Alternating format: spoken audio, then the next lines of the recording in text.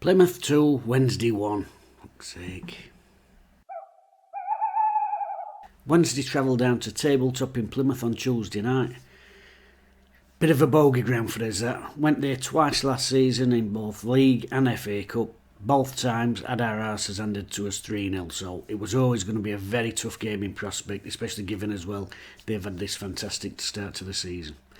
Seen one or two people before kick-off saying, well, if you go there with that attitude and blah, blah, but, you know, you have got to be realistic and be aware of the threat that they pose, which at the end of the game sort of came to fruition, but not before Wednesday put in a really good performance.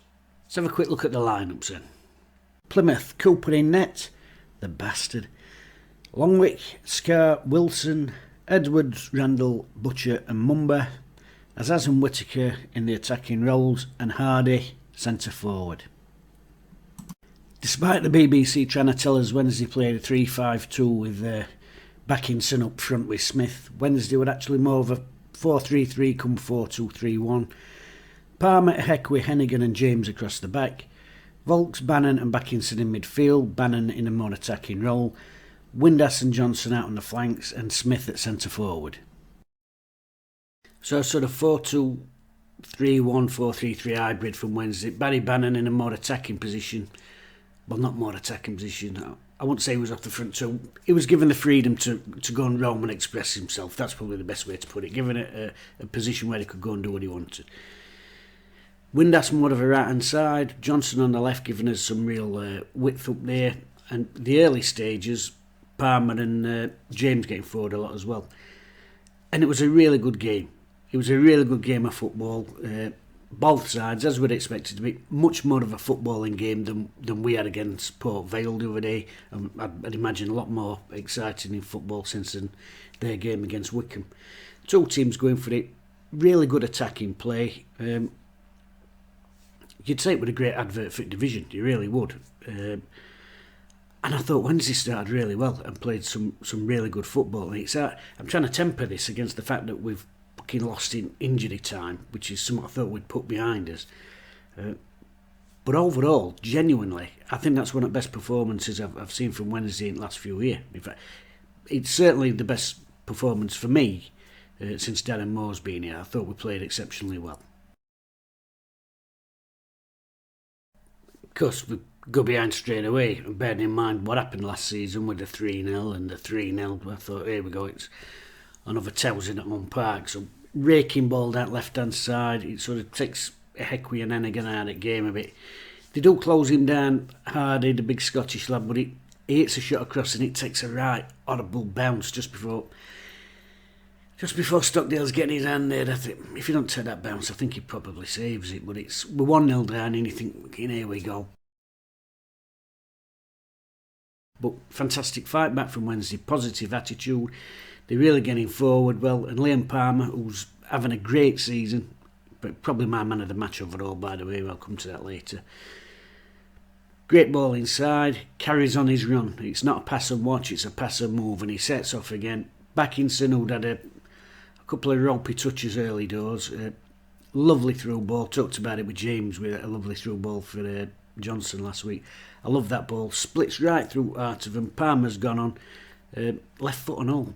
Lovely little finish. Side foot into the corner. Wednesday back in game. And from then on, I thought Wednesday started to control it in patches. I really did. Windass, he says he's not a striker. Some people think he's a striker. Does he play in all? But he's sort of popping up on the right hand side and he's caused some absolute nightmares. He's full of hard running and drive. A couple of shots he has away but there's a better option. But nobody complains about a striker or a forward being greedy if them going back at net. Do you know what I mean? If you don't do that, it's all the shot shy. They're trying to pass it in. So he's really lively. Quick throw in from Bannon. That right hand side, he flashes across a shot.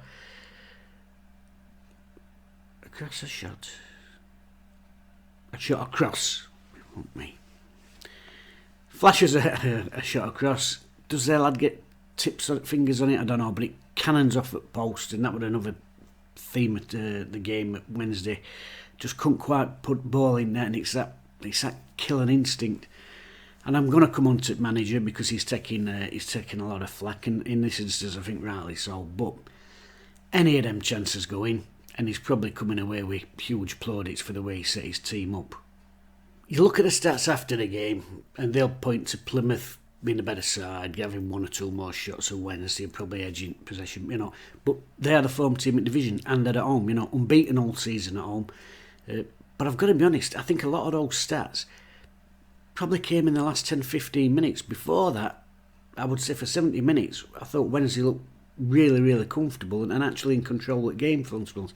Bannon had got freedom at pitch. We'll talk about it time and again. When he's playing, Wednesday really get playing, and it's controlling that rhythm and the tempo of the game. They were a threat, obviously, of course they are. But I never felt under any threat watching Wednesday in that game. I actually thought we'd go on and win it. Palmer was good. Windass causing them not but problems. Johnson looking more like his old self. And then the changes.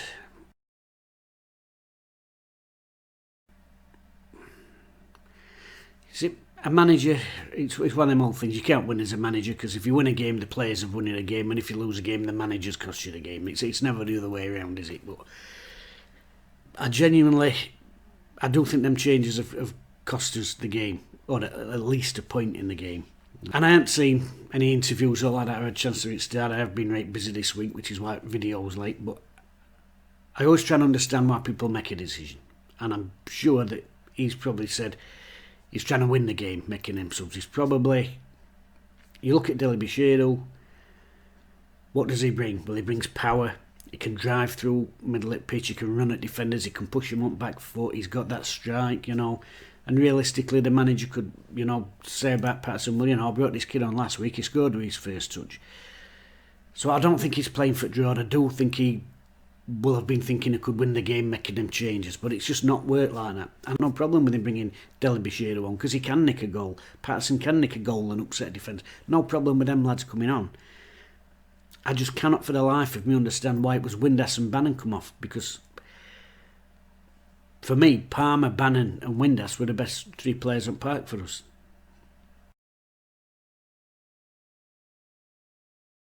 Now, you don't want anybody to be injured, do you? You don't want any Wednesday players to get knocks and injuries over a season. We've had enough of that. But there's part of me that thinks, I almost hope Bannon and Windass have had little knocks. That, better get them off. Because if they hadn't had knocks, that means that was a tactically thought out decision to bring off two of the best players on pitch.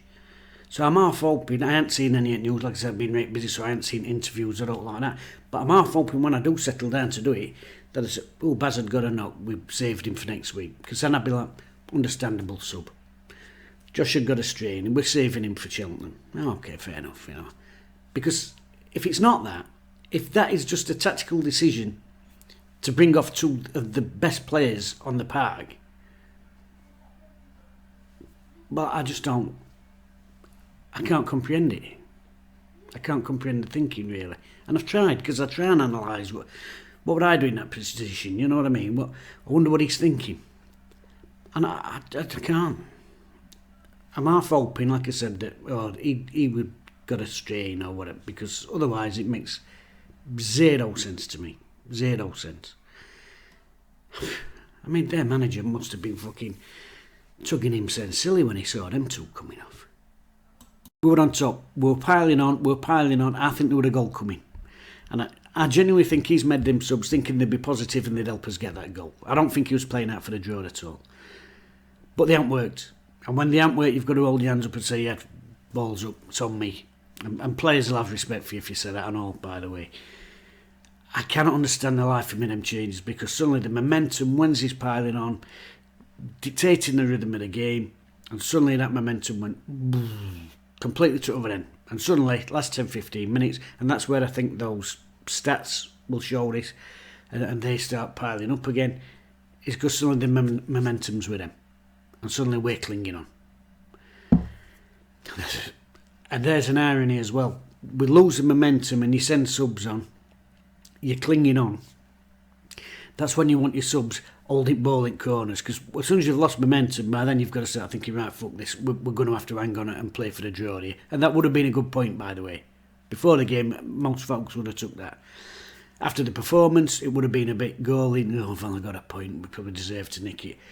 But once that momentum's gone, right, let's But when subs come on, when they've seen a team playing really well for 65, 70 minutes, and then you're sent on into the action, you don't want to come on for your 10-minute cameo and just be holding ball or trying to get it into corners. You want to be involved. So there's a few times that when we did get ball, and I thought we could take the sting out of their attacks, we're actually flashing it into the box, when probably we should hold on to it and say, right, let's just fucking calm things down a bit, because suddenly we're all Plymouth in the last 10 minutes. And we're clinging. But subs don't want to go on and, oh yeah, I'll hold it. Subs want to go on and make a positive impact, which is what he's actually sent them on for. But it's gone other way. And the goal when it comes, it's a right blow, innit? That left-hand side, can we do better to get cross stopped? I don't know. To be fair, it's a really good turn from there, lad. I forget his name, but he does a really sharp turn, lifts it over. I think we can do better with header, because that Cosgrove has just run away from Heckway and Ennigan. I think Ennigan tries to get... there's been some confusion there with Heckway and Ennigan, who's having him. But he's drifted off, but he's behind Ioff, and he gets up, it's a free... I'm old-fashioned, I don't think keepers should be beaten up near post. I don't think he should be beaten there, that's just me. But it's a killer blow. It's a killer blow. We've played really well and we deserve minimum a point from that game. And sadly, I do think them subs have killed us. I really do. You know, it was a really good game of football. They were playing good football. And it were like two brilliant swordsmen having a duel. Thrusts and cuts and going for it. And Wednesday just getting on top. And then suddenly thinking, no, I'm pulling gun out, I'll finish him off with gun out, I'm fucking shooting and sending foot. And then them stabbing us through heart, and that's how it felt. It's like, just carry on with thrusting and just finish him off that way. Suddenly put it sword away, fanning about, fumbling to get gun out while we're getting stabbed. I don't know if that analogy works, but that's how it feels in my head. I'm not rating Ed, but...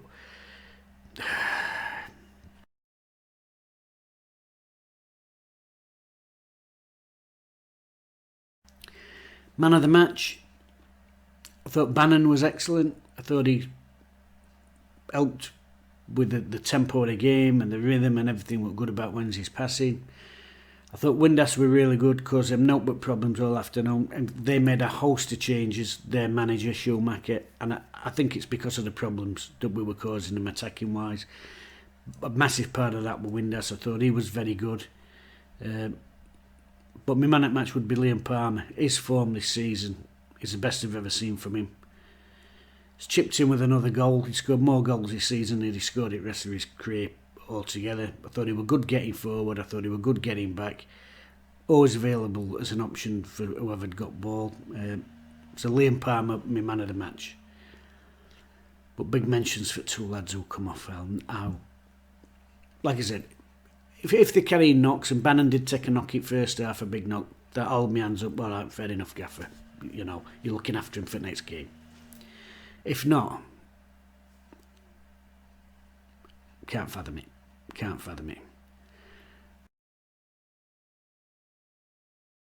It's a blow.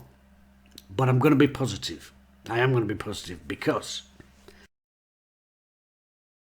I liked that shape. I thought it suited us. I thought James gets the best out of Johnson because he's got that fall back behind him. I thought he's looked better. Volks has come in, last two games, think he's been really good, really solid in there. Especially with lots of buyers. He's had to step up to play and I think he's really stepped up. Windass caused him no but problems all afternoon. They couldn't deal with him. Which is why I find that substitution completely balmy. They couldn't deal with him. And it brought a nice balance. It gave Bannon that freedom as well. Back in St. Folks said, give it that freedom in there. Was Smith a bit quieter? I thought he was a bit quieter, but you're always going to be a bit quieter when you're up there on your Todd. But overall, I thought it suited Wednesday. I thought we played some fantastic football, and thought it was a great performance. And I said this last week against Port Vale. I'm always looking, can we put in a good performance? The football's almost secondary. Well, at Port Vale, really good performance. Not pretty on the eye, but a really good performance level. Plymouth, same again, but married in with some really good football as well. So I'm going to be positive. I do think them subs have cost us game. I do think the gaffer's got to hold his hands up. And I think he'll get respect from players if he says, you know what, sorry lads, that's on me. But looking at the fixtures coming ahead, if we can play like we played there, that level of performance, that quality of football, if we could just start one or two of them shots that hit the post, and we'll not face a goalkeeper in that form every week, by the way, then when I look at the fixtures we've got up and coming, that level of performance, I think we can really push on now from that. They've got to build on that. I know it's a defeat, but the performance level, got to build on that. And if we can build on that, I think we can really start pushing these two up there.